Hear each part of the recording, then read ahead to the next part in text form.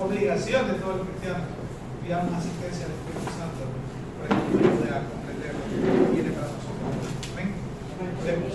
Amado Dios y buen Padre Celestial, te damos gracias, Señor, por este hermoso día que nos regalas. Gracias por darnos la oportunidad de conocerte, de alabarte, de poder tener intimidad contigo. Y hoy estamos aquí, Señor, dispuestos, Señor, a poder escuchar tu voz. Te rogamos que sea tu Espíritu Santo que nos dé sabiduría, que nos dé discernimiento, que nos ayude, Señor, a poner en práctica los desafíos que tienes para nosotros hoy. Que hables fuertemente a nuestro corazón, que transforme nuestras vidas, Señor. Rogamos que así sea, Señor, porque lo necesitamos. Gracias te damos, Padre, en el nombre de Jesús. Amén y amén. Hoy, el día de hoy, comenzamos una nueva serie. Vamos a estar hablando a lo largo de 3 domingos, si Dios lo permite, acerca de un tema relevante, importante, y es el tema de la santidad según las Escrituras. Me gustaría que me acompañen, por favor, a Primera de Pedro, capítulo 1, versículos 13 al 16. Vamos a dar lectura nuevamente a esta porción bíblica, por favor. Primera de Pedro, capítulo 1, versículos 13 al 16.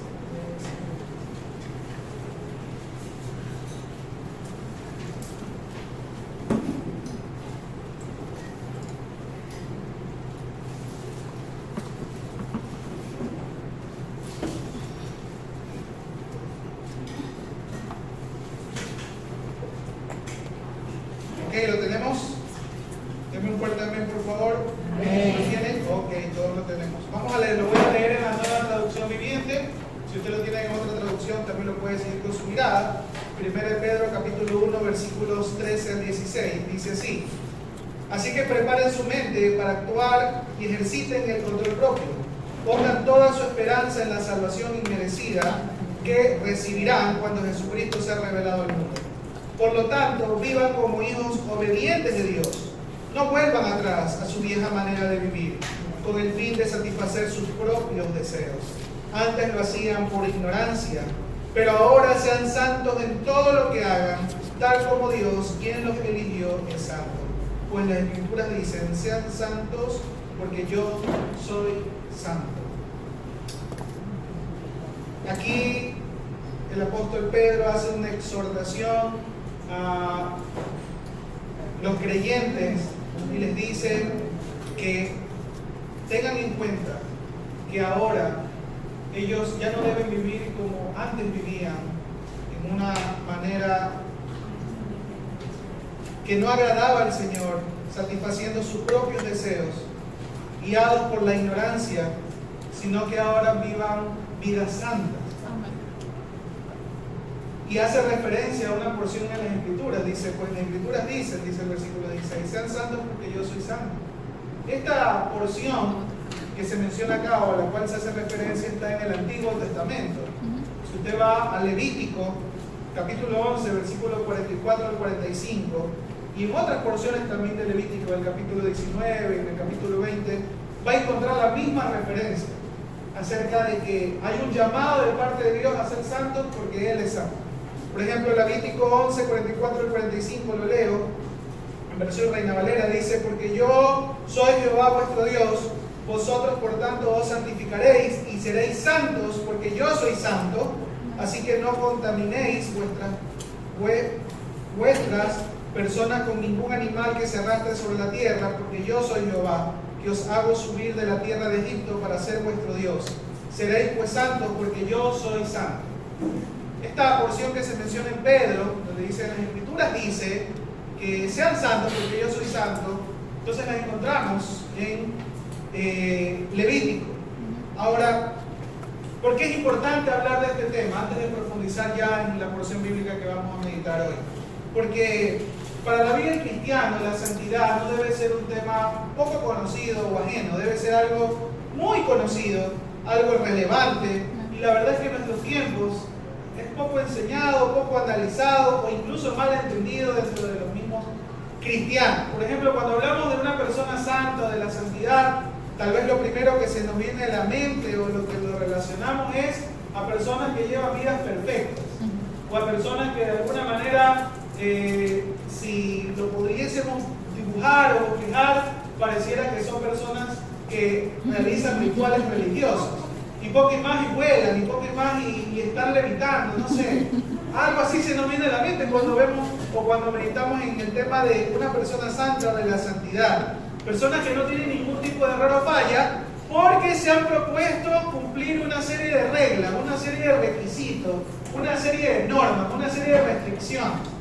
Un checklist donde dice que yo hay cosas que voy a dejar de hacer y entonces eso me va a llevar a tener una vida santa. Normalmente eso es lo que se nos viene a la mente cuando hablamos de santidad o de una persona santa. Y la verdad es que aunque tiene relación a esto, no es del todo así. Y hoy es lo que pretendemos, poder meditar en las Escrituras para entender la santidad según lo que dicen las Escrituras. Y vamos a estar entendiendo también que la santidad tiene, o al menos este llamado a la santidad tiene algunas connotaciones o dimensiones que debemos conocer y diferenciar, para saber que la santidad no es algo aburrido, algo anticuado, o algo poco moderno, o algo al cual nosotros no deberíamos prestar atención, sino algo muy relevante dentro de no solamente el conocimiento de Cristo, sino también dentro de nuestra forma de vivir. Así que vamos a concentrarnos nuevamente en leer versículos 14 y 15 de 1 de Pedro 1. En Nueva Traducción Viviente, como lo acabamos de leer, dice: por lo tanto, vivan como hijos obedientes de Dios, no vuelvan atrás a su vieja manera de vivir, con el fin de satisfacer sus propios deseos. Antes lo hacían por ignorancia, pero ahora sean santos en todo lo que hagan, tal como Dios, quien los eligió, es santo. Vemos como en este texto, entonces, Pedro anima a los creyentes a que vivan en obediencia, a que ya no vivan según el pecado, y les llama a que vivan en santidad en todo lo que hagan, no solamente en ciertos días, ciertos momentos, ciertas circunstancias, sino en todo lo que hagan, tal como Dios es santo. Y esa palabra santo, que se refiere a este texto, como dijimos, se cita del libro de Levítico, y en el libro de Levítico la palabra original hebrea para describir esta palabra santo es kadosh. ¿Qué significa kadosh? Kadosh significa separado o apartado. Quienes estuvieron temprano aquí en la celebración, la hermana Sandra cuando comenzó dijo un resumen específico de lo que vamos a estar viendo de hoy. Santidad no es como nosotros pensamos en un sentido literal perfecto, sino en un sentido más etimológico, apartado o separado. Pero apartado y separado, ¿por qué o para qué? Eso es lo que vamos a estar viendo hoy. Primero quisiera que nos concentremos en por qué se dice o por qué se menciona que Dios es Kadosh, Dios es santo. Bueno, tenemos que saber que cuando se habla de que Dios es santo, se habla de una descripción a Dios como un ser único, separado de toda la creación por ser diferente, ya que Él no es un ser creado, Él es infinito. Él es quien sustenta la creación, es el creador todopoderoso de lo que existe. Y no es como nosotros, no es igual a nosotros, no se parece siquiera a nosotros o a la creación. Él es totalmente diferente, es la fuente de la existencia misma de la creación. Y por eso podemos decir que Dios es separado y diferente en naturaleza y carácter a todo lo existente. Eso es que Él sea santo, que Él sea Kadosh. Entonces, eso es lo primero que yo quisiera que entendamos, el concepto básico de la santidad de Dios. Que Dios sea santo significa que Dios es separado, apartado, único, especial, que no hay otro que se le compare. Nada en la creación misma se le puede comparar. Y de hecho, esta santidad como atributo es algo tan relevante que cuando leemos en las Escrituras cómo en los cielos se menciona que Dios es santo, no solamente se lo hace de una manera simple y sencilla, sino que en realidad hay de alguna manera una forma de resaltarlo, un poco peculiar para nosotros, pero muy relevante para los judíos. Si usted va a Isaías, capítulo 6, versículos 2 y 3, va a encontrar una visión donde este profeta escucha cómo había unos serafines que decían: santo, santo, santo es el Señor de los ejércitos celestiales. En Isaías 6, versículos 2 y 3 dice: los asistían poderosos serafines, cada uno tenía 6 alas, con 2 alas se cubrían el rostro, y con 2 se cubrían los pies, y con 2 volaban. Se decían unos a otros: Santo, Santo, Santo es el Señor de los ejércitos celestiales, toda la tierra está llena de su gloria. Se menciona 3 veces Santo. Y también en Apocalipsis, capítulo 4, versículo 8, nuevamente, dice: cada uno de los seres vivientes tenía 6 alas, y las alas estaban totalmente cubiertas de ojos por dentro y por fuera. Día, tras noche, repiten continuamente. ¿Qué repetían?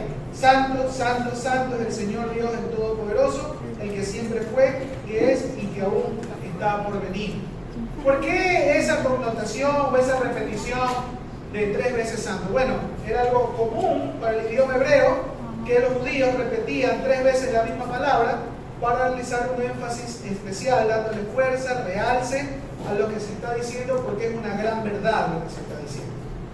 Es una gran verdad lo que se está diciendo. No basta con decirlo una vez, hay que repetirlo 3 veces. Así era como hablaban los judíos, y por eso cuando tenemos estas revelaciones en las Escrituras, tenemos este escrito donde se nos dice que estos seres celestiales decían no solamente Dios es santo, y cantaban y exclamaban a gran voz de santo, sino que santo, santo, santo. Ahora, el hecho de que Dios sea santo no era algo que solamente lo podían reconocer estos seres celestiales y pasaba desapercibido al hombre, sino que era algo tan poderoso y relevante en Dios que el hombre común muchas veces, cuando se acercaba a Dios debido a la santidad, no podía mantenerse en pie. Y hay algunas figuras o ilustraciones que se nos vienen a la mente que hemos leído en las Escrituras. Por ejemplo, el caso de Moisés, cuando Dios se le aparece en medio de una zarza ardiendo, y Moisés se va acercando, ¿no? Y ve esa zarza, esa planta que está allí llena de fuego, y se acerca, y Dios le dice: quieto ahí, espérate un momento. Primero quítate las sandalias, quítate los zapatos, porque estás en tierra santa, y no te acerques más. Y Moisés se llena de mucho temor y se cubre el rostro. Y ahí entonces Dios tiene un diálogo con Moisés, porque la santidad de Dios era tanta que el hombre común no podía mantenerse descubierto con su rostro y mirar la santidad de Dios. Era algo tan notable, algo tan magnífico, sublime, poderoso, que esta naturaleza de Dios, esta característica de Dios, no era soportada por una persona común.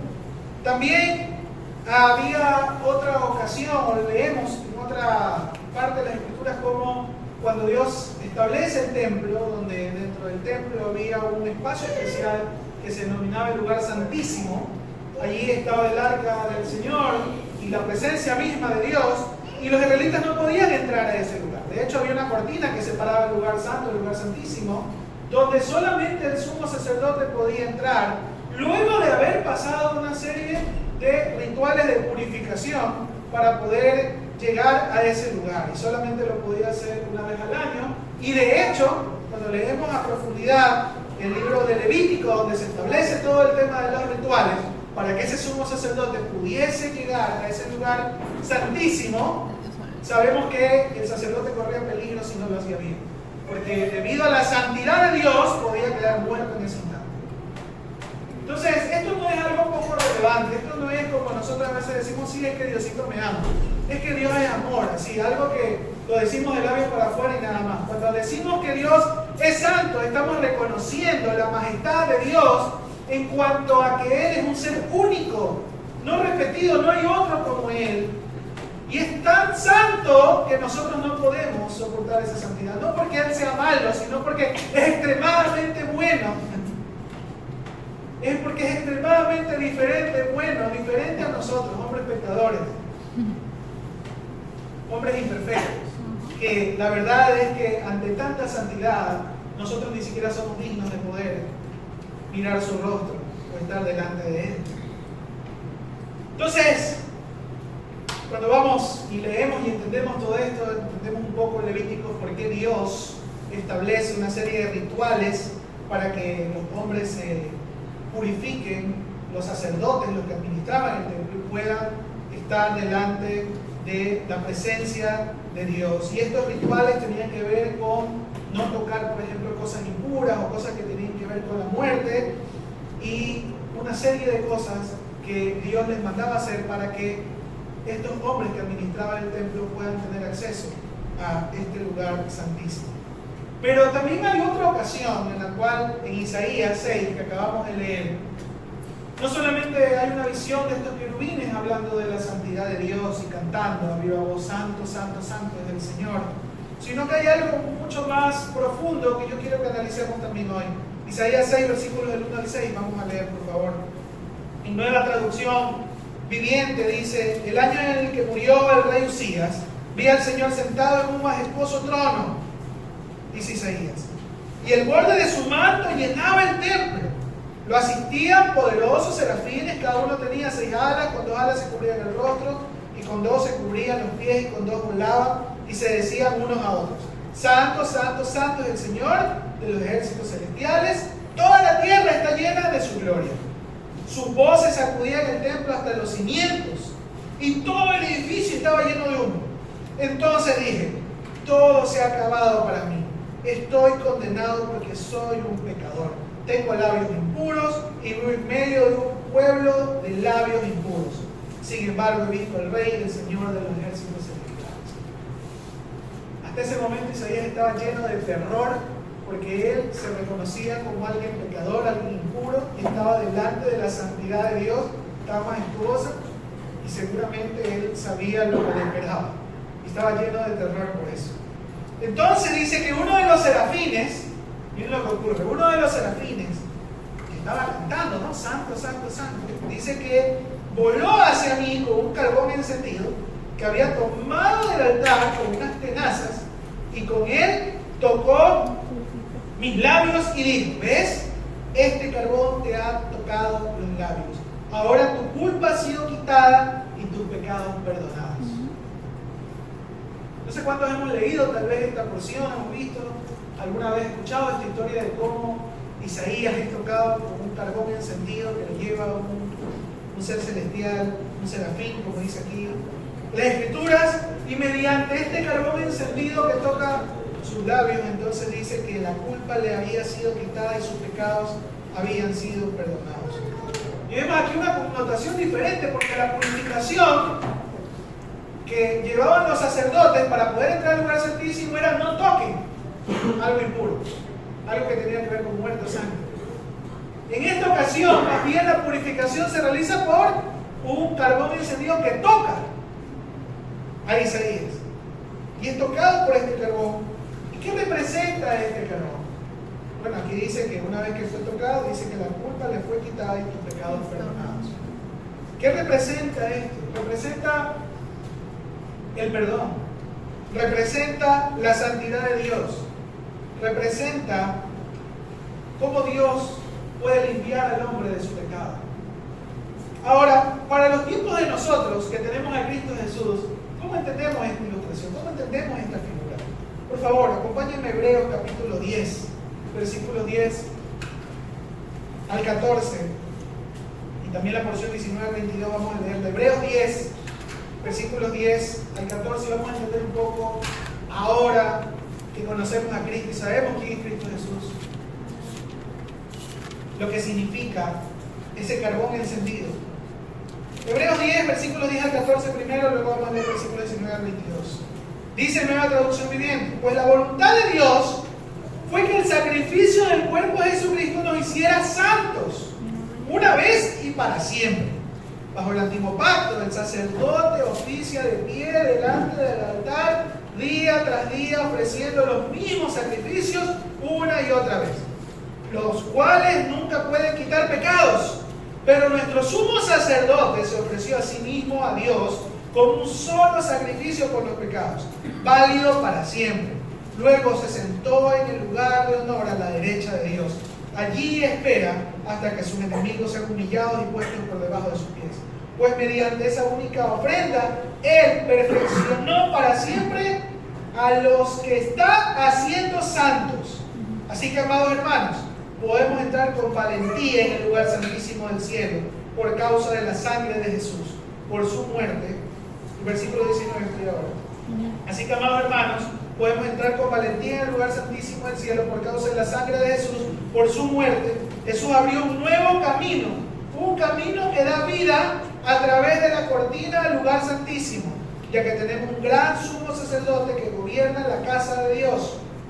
Entremos directamente a la presencia de Dios con corazón sincero y con plena confianza en Él, pues nuestra conciencia culpable, repito nuevamente, pues nuestra conciencia culpable ha sido rociada con la sangre de Cristo a fin de purificarnos, y nuestro cuerpo ha sido lavado con agua pura. ¿Qué era lo que simbolizaba ese carbón encendido? Que fue sacado por ese querubín en el templo del Dios viviente que vio Isaías. Representaba la sangre de Cristo, a Cristo mismo. Y cómo Él, por medio de la obra de la cruz, y cómo Él, tomando nuestro pecado, y Él siendo el sacrificio perfecto, murió por nosotros, para que nosotros seamos limpiados, perdonados de nuestros pecados, pero también limpiados, y podamos ser santos. Su sacrificio fue aceptado por Dios.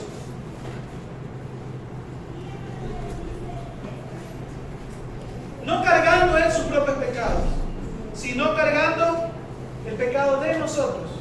Tomó nuestro lugar. Y es mediante ese sacrificio de la cruz que ahora entonces nosotros podemos ser declarados inocentes y perdonados. Entonces, yo quiero que nosotros hoy entendamos algo.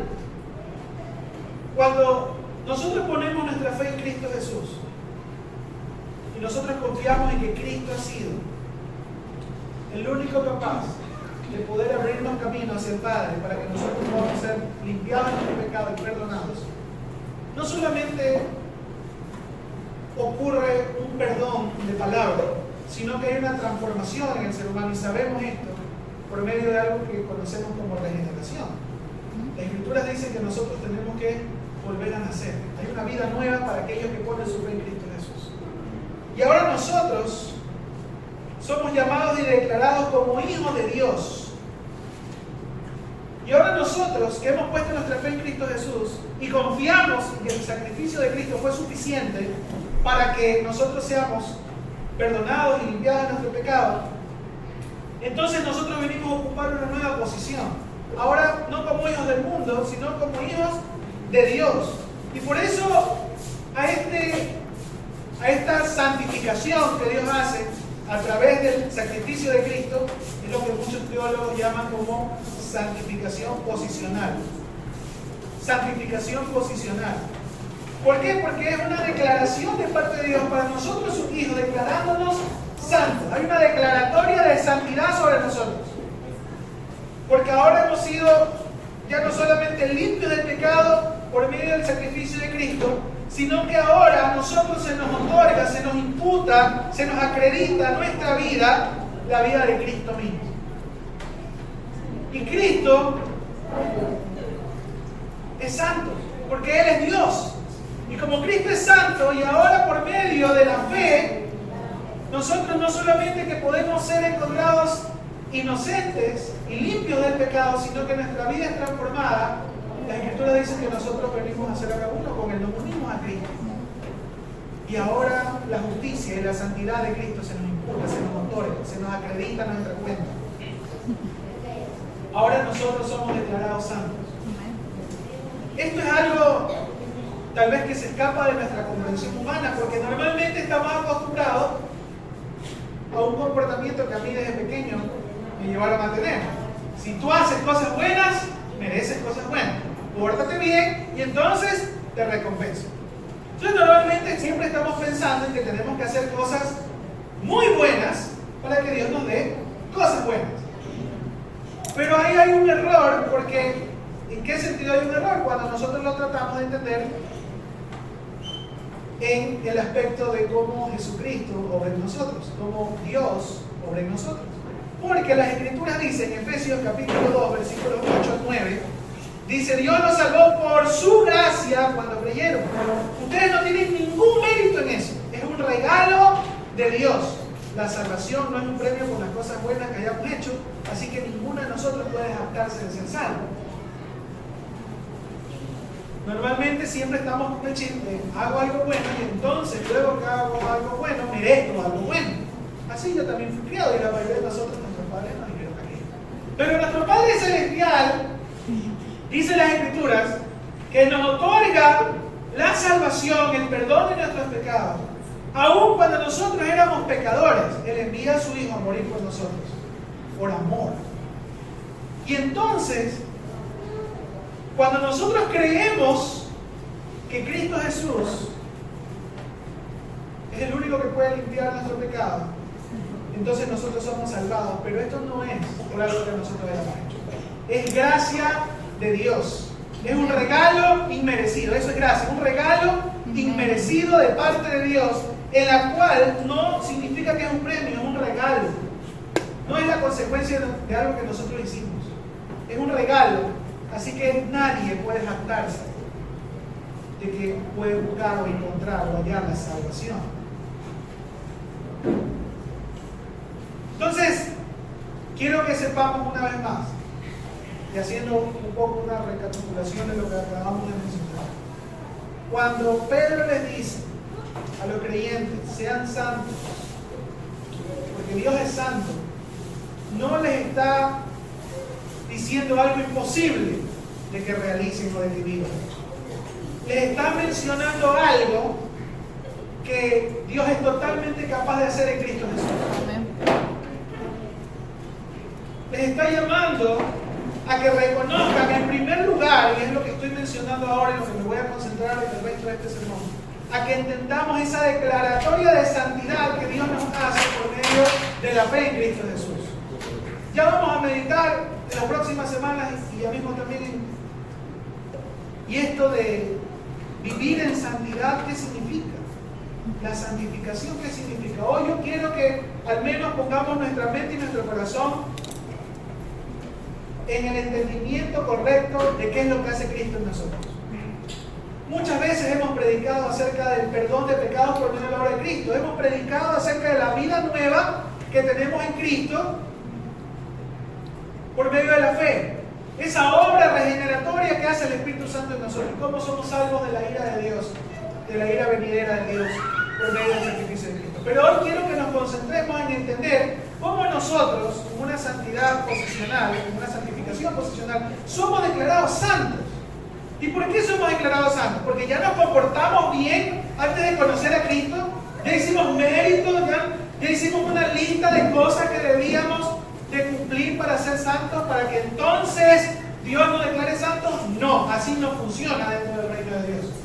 Dentro del reino de Dios, por gracia, cuando nosotros se nos expone el Evangelio y decidimos creer, entonces a nuestras vidas viene una declaratoria de santidad de parte de Dios. Algo totalmente sobrenatural, algo que solamente puede hacer Dios. Algo que solamente puede hacer Dios. ¿Cómo es posible aquello? Porque Dios ha aceptado, el Padre ha aceptado el sacrificio de Cristo, el sacrificio perfecto. Y ahora nosotros, para que seamos entonces sus hijos, no solamente tenemos que ser hijos, tenemos que ser hijos santos, porque somos hijos de un Dios santo. Y si vamos a tener una relación correcta con Dios y una cercanía con Dios, y dice acá en hebreo que nos acerquemos con confianza, con plena confianza al lugar santísimo, vamos a tener que ser diferentes. Vamos a tener que ser transformados entonces para estar dentro del lugar santísimo. ¿Cómo podríamos hacer aquello? ¿Por méritos propios? Imposible. Necesitamos a Cristo en nuestra vida, que nos declare santos y que su vida santa sea la que se refleje en nosotros, para que nosotros entonces tengamos libertad de estar delante de la presencia de Dios. Hermanos, la obra de Cristo en la cruz y su obra en nosotros por medio del Espíritu Santo hoy es mucho más grande, magnífica, profunda, espléndida, sobrenatural de lo que nosotros pensamos. A veces nos quedamos solamente en decir gracias Jesús por morir en la cruz, porque entonces ahora entiendo que puedo pecar y venir y pedirte perdón, Señor, por lo que hice, y yo sé que me perdonas. Esa es una manera muy sencilla, simple, superficial de vivir el cristianismo y lo que Cristo hizo en la cruz. Eso es no valorar la sangre de Cristo. Eso es no entender que la vida de Cristo mismo se nos está dando para que nosotros la vivamos, para que nosotros seamos hechos criaturas nuevas. Cuando nosotros ponemos nuestra fe en Cristo Jesús, los creyentes somos sacados de la oscuridad a la luz y nuestra posición ante Dios ha cambiado ahora para siempre. Ya somos muertos a ese pecado y somos ahora hechos hijos suyos con una vida nueva junto con Cristo. Y nuestra posición cambia en que ahora somos ciudadanos de un reino completamente nuevo. Colosenses 1:13 dice: pues Él nos rescató del reino de la oscuridad y nos trasladó al reino de su Hijo amado. Hay un cambio posicional, hay un cambio de identidad. Ya no somos ciudadanos de este reino de oscuridad y de maldad, sino que ahora nos rescató del reino de la oscuridad y nos trasladó al reino de su amado Hijo. Colosenses 1:13. Y esto no es algo que el hombre puede hacer por sus méritos, cumpliendo una lista de actividades religiosas. Por eso es un error cuando la gente piensa que para acercarse a Dios primero necesita cambiar. Y esto es una de las cosas que muchas veces, no solamente el no creyente, sino aún el creyente piensa. Dice: yo tengo vergüenza de acercarme a Dios. Yo primero necesito cambiar muchas cosas en mi vida para acercarme a Dios. Ya sea alguien que nunca ha conocido a Dios o alguien que está apartado, que ha conocido a Dios, pero se ha apartado por un tiempo de Dios y dice: yo tengo vergüenza en mi vida, yo no quiero acercarme a Dios. ¿Cuándo esa vergüenza va a ser quitada, alejada de Dios? Si la única forma de que esa vergüenza sea quitada, esa culpa sea quitada, es cuando nos acercamos a Dios. Es la única manera. No hay otra manera. ¿Hay otra manera en que nosotros seamos declarados santos, limpios, purificados por Dios? Aparte de que Cristo lo haga, no hay otra manera. No hay una manera humana. Entonces, cuando las personas reconocemos que hemos fallado al Señor, que llevamos una vida alejada de Dios, en realidad el primer llamado no es sean santos. El primer llamado que Dios te hace es cree en Cristo. Amén. Cree en Cristo, porque en Cristo somos santos, porque en Cristo somos perdonados, porque en Cristo podemos ser criaturas nuevas. ¿Saben por qué el mundo no se acerca a Cristo? Porque el mundo ha visto que los, hablo entre comillas, cristianos, tratan de llevar vidas perfectas, alejadas de Cristo. Alguien dijo por ahí: el mayor obstáculo que tienen los no creyentes muchas veces no es su vida de pecado. El mayor obstáculo que tienen los no creyentes para acercarse a Cristo no es su vida de pecado, es la vida de los que ya son creyentes, que no reflejan la vida de Cristo en sus vidas. Y cuando digo que reflejan la vida de Cristo, no estoy hablando de vidas perfectas, estoy hablando de vidas que dependen de Cristo Jesús cada día, que buscan a Cristo Jesús y aman a Cristo con todo su corazón, que no se consideran a sí mismos como superiores a perfectos, sino que entienden, conocen y buscan a Cristo para perdón de sus pecados cada día. Y aún ustedes lo van a entender, porque muchas veces como cristianos también pecamos, hacemos algo, y ¿qué es lo que hacemos? Inmediatamente hay un sentimiento de vergüenza que nos lleva a alejarnos. Por lo general, 99.9% de las veces que me ha tocado tratar problemas con personas ya creyentes, incluido yo, cuando fallo al Señor, lo primero que trato de hacer es no escribirle a nadie, alejarme de todo el mundo, y los pensamientos de ya no querer ir a la iglesia, los pensamientos de no buscar ayuda, los pensamientos de ni siquiera tengo esa libertad de poder buscar a Dios porque siento vergüenza. Nos pasa. ¿Por qué? Porque no hemos entendido, escúchenme hermanos, no hemos entendido a profundidad o por completo la obra de Cristo en la cruz y cómo es que opera la gracia del Señor en nosotros. Estamos todavía muy metidos en nuestra cabeza que es por mérito, que es por nuestra fuerza, que es porque nosotros queremos, que es porque nosotros somos inteligentes o capaces, pues porque así debe ser. Entonces así debe ser. Entonces ya por eso somos nosotros entonces cristianos y creyentes. No, hermano, si usted está aquí, nosotros estamos aquí, aquí hoy, escuchando este sermón, alabando al Señor, es por toda la gracia del Señor. Amén. Es un regalo de Dios que usted está aquí escuchando su palabra. Es un regalo del cielo. Y esto nos debe llevar a una actitud de reconocer no solamente la obra de Cristo en la cruz, sino de reconocer quién es Cristo para nuestras vidas. Esta nueva posición al ser santos, hijos de Dios, significa que ahora somos parte del cuerpo de Cristo, somos parte de su cuerpo. Somos posesión especial de Dios, dice la Escritura. Somos nuevas criaturas, somos muertos al pecado, somos posesión suya. Somos poseedores de una nueva naturaleza, una nueva identidad. ¿Cuándo ocurre esto? Ocurre cuando nosotros nos rendimos delante de Cristo. Reconocemos que somos incapaces de salvarnos y de santificarnos por nuestra cuenta. Somos incapaces de acercarnos a Dios por nuestra cuenta. Nos arrepentimos y ponemos nuestra fe. Hermanos, yo sé que para muchos de nosotros, en nuestra tradición evangélica, para muchos, la conversión ha venido a resumirse en una oración que alguna vez hicimos. Y está bien que tiene que haber una oración sincera delante del Señor para reconocer nuestros pecados. Está bien, pero créanlo que mucho más allá de una oración que nosotros podamos hacer de labios para afuera, hay una transformación en el corazón del hombre cuando voluntariamente decide poner su fe en Cristo Jesús y reconoce que ha pecado y se arrepiente de sus pecados y decide poner su total y plena confianza en Jesucristo. Amén. Hay algo mucho más grande que solamente el decirte, ahora ya te entregaste a Cristo, porque normalmente eso es lo que pasa cuando un no creyente hace una oración de fe a Cristo Jesús. Ahora ya eres declarado evangélico, hermanito.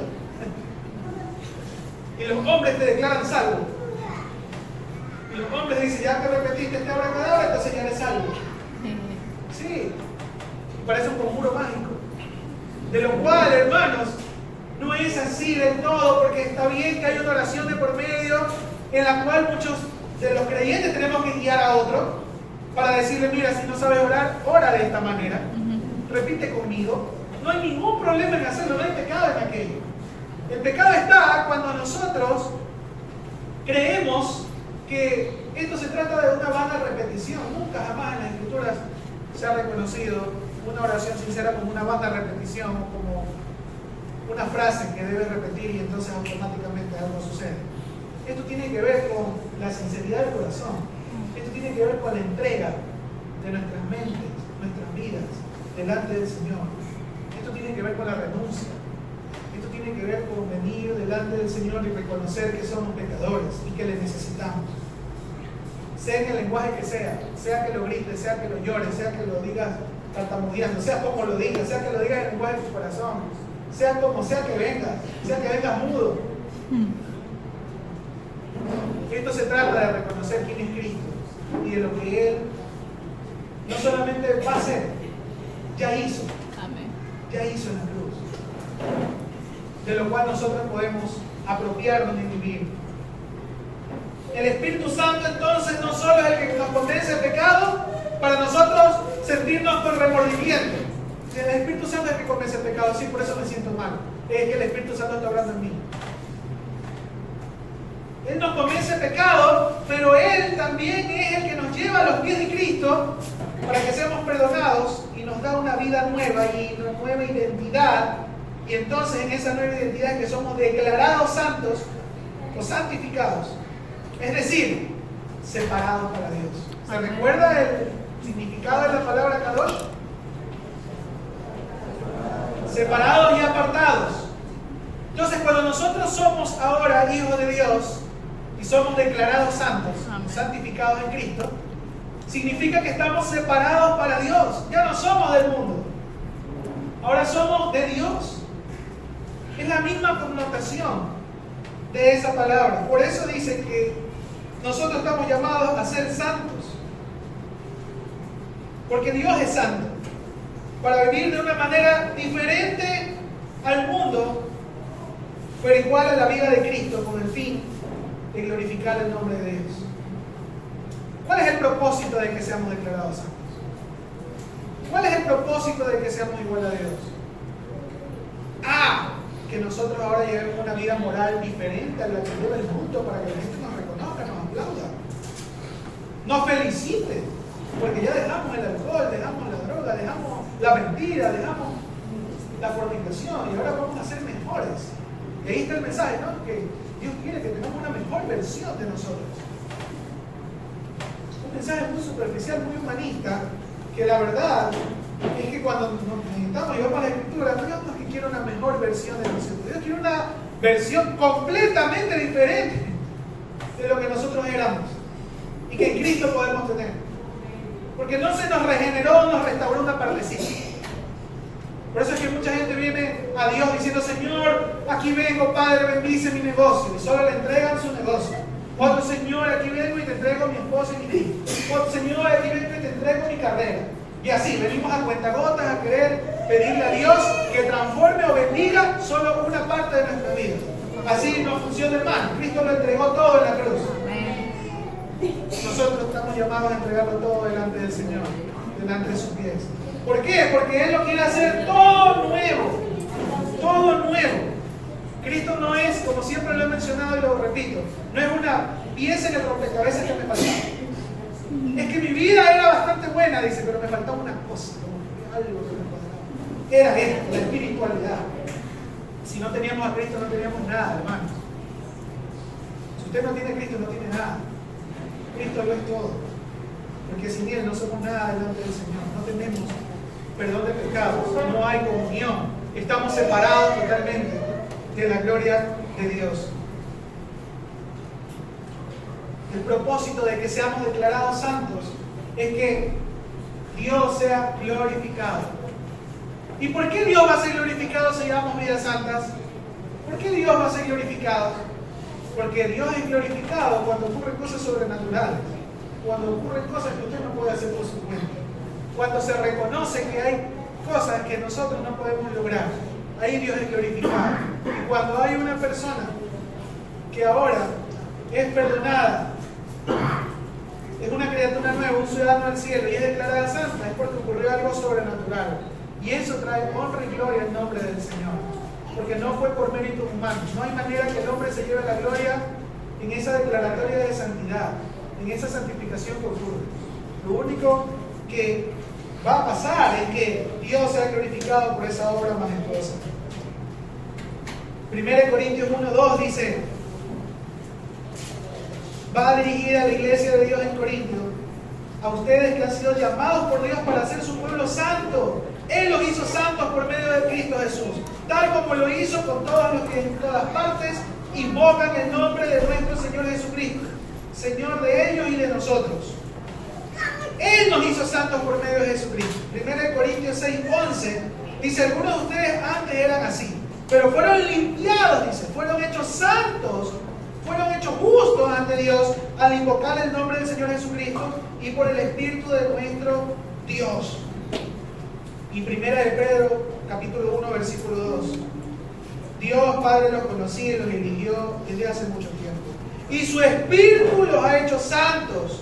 Como resultado ustedes lo obedecieron y fueron limpiados por la sangre de Jesucristo. Que Dios les conceda cada vez más gracia. Hay muchos textos más en la Escritura, como habla de que es Cristo el que nos ha santificado, nos ha hecho santos. Y para ser más específico, hoy es la obra del Espíritu Santo la que obra en nosotros para ser declarados santos, ser hechos santos. Entonces somos santos en Cristo por medio de la fe. Somos santos en Cristo por medio de la fe. Y por medio de esa fe, entonces el Espíritu Santo obra para que nosotros podamos ser declarados santos. Y por eso en las Escrituras vemos con regularidad cómo Dios se refiere a su pueblo o a sus hijos como su pueblo santo. Como su pueblo santo, tanto en el Antiguo como en el Nuevo Testamento. Por ejemplo, 1 Pedro 2:9 dice: pero ustedes no son así porque son un pueblo elegido, son sacerdotes del Rey, una nación santa, posesión exclusiva de Dios, por eso pueden mostrar a otros la bondad de Dios. Pues Él los ha llamado a salir de la oscuridad y entrar en su luz maravillosa. Usted dice: pero ¿cómo Dios puede llamar a sus hijos santos si todos sabemos que sus hijos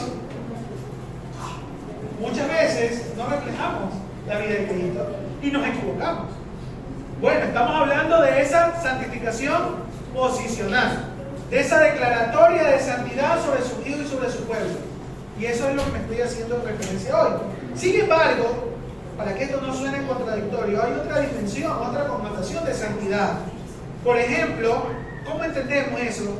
De que en Corintios, a los Corintios, Pablo les escribe y les dice que ustedes han sido santos, declarados santos por medio de Cristo, pero en el capítulo 3, versículo 1, les da tremenda exhortación y les dice: amados hermanos, cuando estuve con ustedes, no pude hablarles como lo haría con personas espirituales.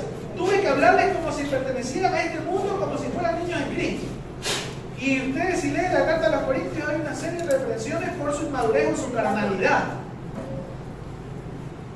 ¿Por qué pasa esto? Esto se explica en Romanos 6 y en Romanos 7. ¿Cuál es la dimensión de la santificación, de la santidad que obra en nosotros luego de ser declarados santos? ¿Cómo ocurre? Romanos 6. Voy a leer por favor Romanos 6, versículos 6 al 14.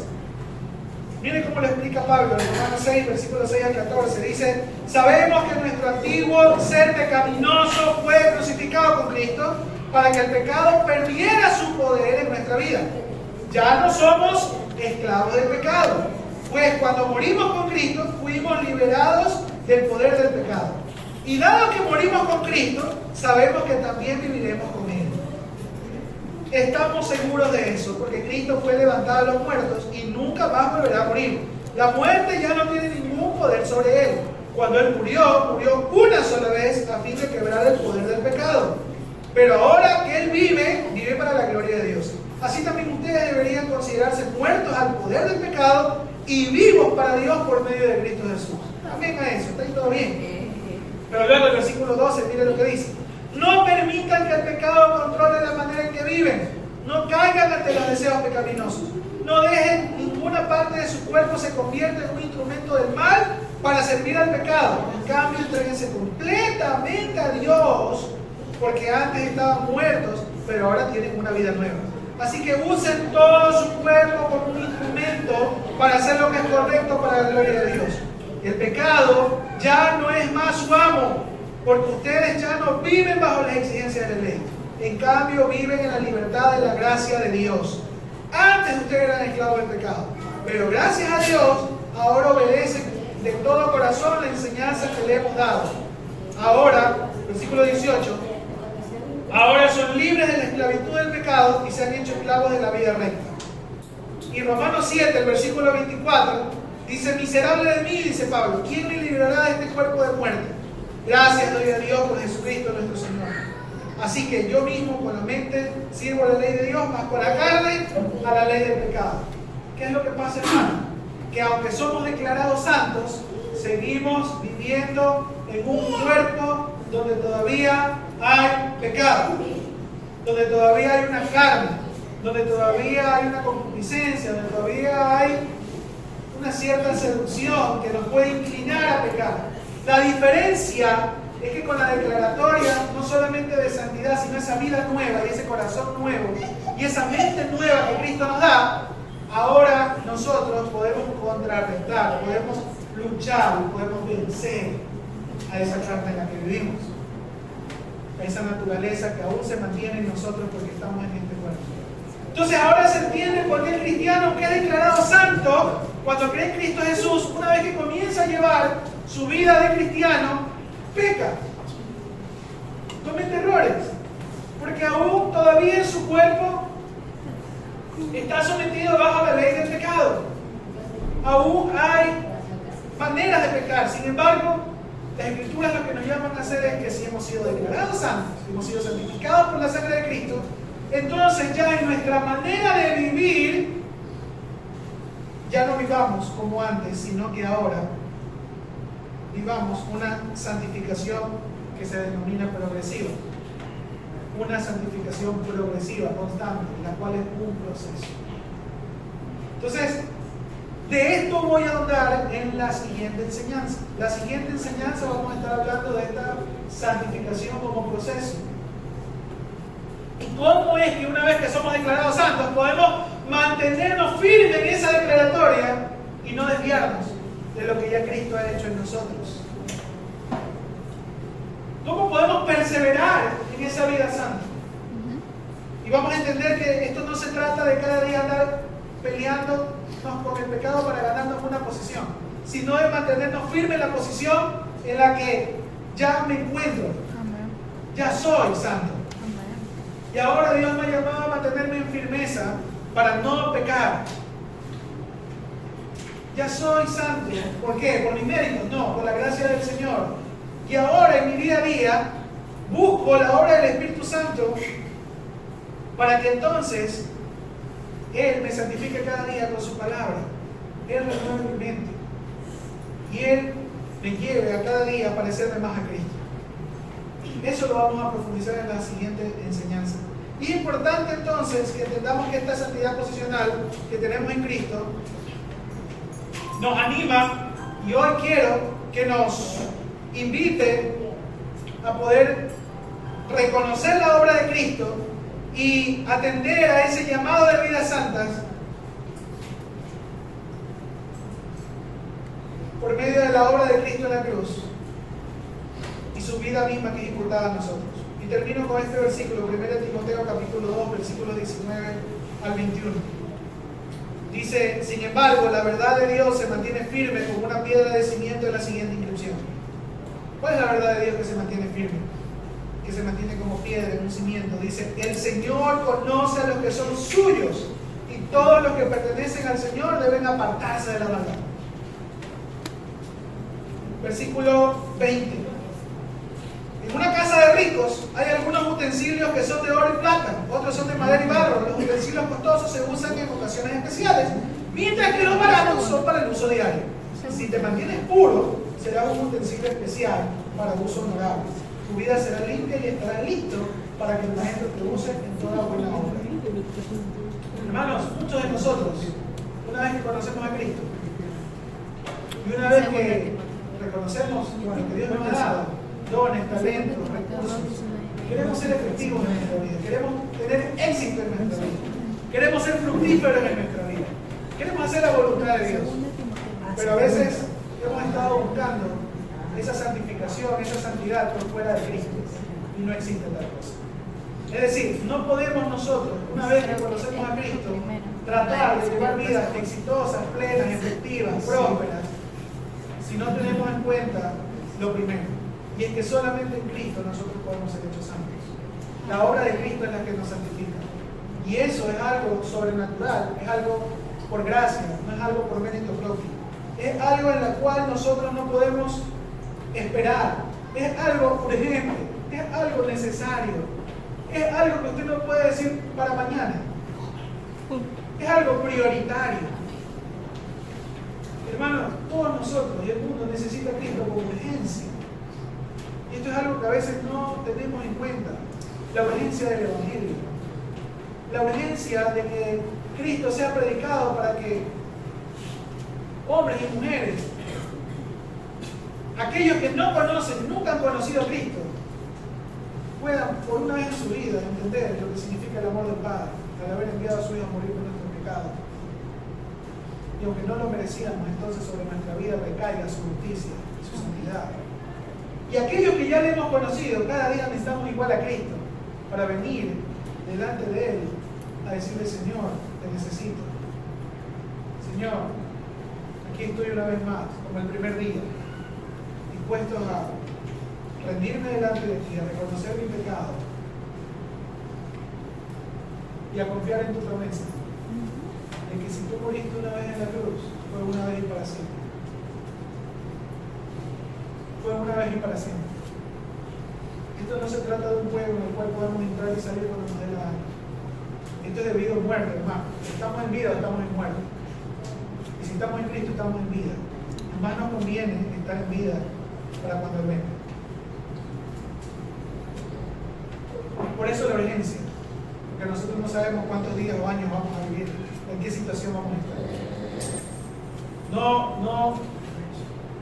No podemos contemplar, hermanos, no podemos contemplar la majestad de Dios. No podemos contemplar la majestad de Dios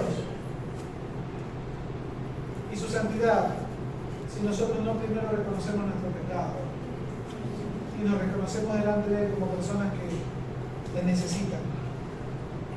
Y una vez que ese proceso avanza, Dios permite una tercera enseñanza. Vamos a ver que esa santidad se completa.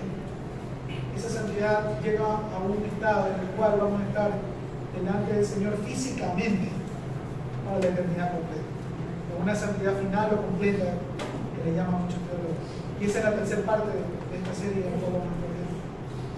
No solamente una santidad que se nos otorga en Cristo como declaratoria, no solamente como un proceso en el cual cada día vamos santificándonos por medio de la obra del Espíritu Santo, sino también como esa promesa de santidad completa y final que tendremos un día cuando estemos cara a cara con el Señor. Y nos gozaremos, podremos degustar de lo que ya ahora degustamos, de lo que ahora ya podemos percibir. O usted no percibe el amor del Señor y su verdad, o usted no percibe su gracia. Ya lo hacemos, pero Dios ha prometido un día estar con nosotros. Dios ha prometido un día que nosotros podemos vivir en una eterna comunión con Él, perfecta y eterna comunión con Él. Así que Dios nos ayude, hermanos, a lo largo de esta semana a poder meditar más en este tema. Como siempre les digo, que esta enseñanza sea un abreboca de lo que el Señor nos invita a meditar y a reflexionar. ¿Cómo podemos nosotros llevar vidas alejadas del Señor cuando no hay otra manera en que nosotros podamos encontrar verdadero gozo y verdadera paz en nuestro corazón? No hay otra manera en que podamos ser reconciliados con Dios. No hay religión, no hay checklist, no hay lista de cosas que nosotros podamos hacer como para poder ser aceptados por el Padre. No hay manera, solamente es por medio de Cristo Jesús. Y si es por medio de Cristo Jesús, hoy, hermanos, yo les invito, si usted ya ha puesto su fe en Cristo, si usted ya por mucho tiempo ha derramado su corazón delante del Señor, es una buena ocasión, un buen domingo para volver a hacerlo delante del Señor y decirle: Señor, aquí estoy una vez más. Tal vez si hay una área en mi vida que no te he entregado, aquí está. Quiero entregar todo y por completo delante de ti, porque hay áreas en mi vida que aún te necesitan, porque hay aspectos de mi vida que aún no han sido ni libertados, ni sanados, ni perdonados. Aún pesa sobre mis hombros mucha carga, mucha ansiedad, mucho estrés, mucha duda. No sé cuántos aspectos de su vida necesitan aquello. Y aquellos que aún no han tomado la decisión, yo le invito a que no espere más. Y se lo invito con respeto, pero también se lo digo con urgencia. Se lo digo con la urgencia de alguien que va camino hacia la perdición. Porque un día Cristo vendrá y nos pedirá cuentas a todos. Así que acompáñenme a orar, por favor, para terminar este tiempo y rogarle al Señor que nos ayude en medio de esta enseñanza y de lo que Él quiere hacer en nosotros. Amado Dios y buen Padre Celestial, aquí estamos delante de ti, Señor, rendidos delante de ti, Dios, para que tú obres en nuestras vidas. Señor, hoy reconocemos que muchas veces hemos visto la santidad, hemos visto, Señor, el llamado a ser santos como algo lejano, como algo difícil, como algo que nosotros no podemos lograr. Tú nos has enseñado hoy, Señor, que tienes razón. No es algo que nosotros podamos lograr. Gracias, Jesucristo, por morir en la cruz. Gracias por esa obra maravillosa que haces en nosotros. Gracias porque tu Espíritu Santo obra en nosotros y nos salva, y nos limpia, y nos santifica. Hoy, Señor, queremos reconocernos, no nosotros mismos, sino por el testimonio del Espíritu Santo, como hijos tuyos, hijos santos. Porque tu palabra así lo dice, Señor. Y hoy, al reconocernos como hijos santos, Señor, queremos reconocernos también como hombres y mujeres necesitados de ti. Hombres y mujeres que dependen de ti. Hombres y mujeres que viven para tu gloria y para tu honra. Hombres y mujeres que reflejan tu obra en la cruz cada día de nuestros días. Hoy, Señor, venimos delante de tus pies, no solo para que perdones nuestros pecados, para que nos limpies de nuestra maldad, sino para que nos dé un entendimiento correcto de tu obra en nosotros, de cuánto amor, Señor, has derramado en nosotros, y de cuánto, Señor, tú estás haciendo en nosotros, para que nosotros podamos vivir vidas gozosas, vidas plenas, vidas fructíferas. Pero aún nosotros hoy pedimos perdón porque aún, Señor, muchas veces somos desobedientes.